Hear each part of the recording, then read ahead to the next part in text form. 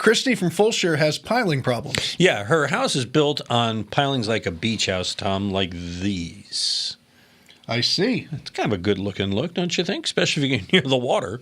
Well, yeah. Which she is. Yeah, it's a flooding. Yeah, it's the way they do it. Exactly. Well, after the tax day and Harvey flooding, she says, we have damage to our wood pilings. Some either heaved or sunk, and some are just rotting at the ground level. And I don't know who to contact. She says that foundation company she's called only work on slabs. And I remember you had pilings fixed, she says, on your beach house, but wonders if it's different for a clay bottom at Fulshire than a sandy soil like you had at the beach.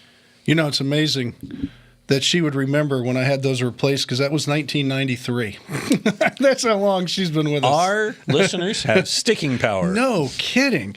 Anyway, thank you. It's going to be pretty much the same.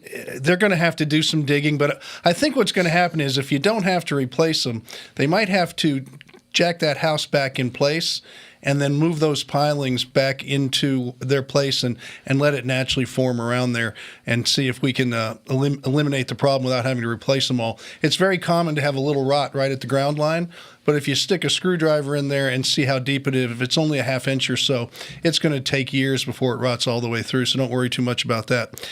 But as far as it goes, yeah, the pilings are pilings, and with all this weather we've had with the rain, I can't imagine all of these things staying in place. So it's been incredibly saturated. And so who do you call for something like that? I called people that did bulkheads. Okay. But now this was in Galveston. In Fulshire, though, if you're near the water, people that do bulkheads and docks and things like that, they're the people that I used to deal with piling replacement. Now, the difference that you're going to find in Galveston when we would do it, you can water inject in the sand and just lay these pilings right up to where you want them to be.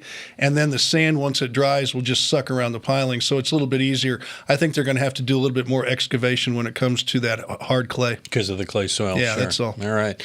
You got a question? You need some help with something, whether it's digging deep or fixing something around the house, we can help you. Send it to us at HomeShowRadio.com. Use that Ask Tom form. We'll answer it like these videos over yonder.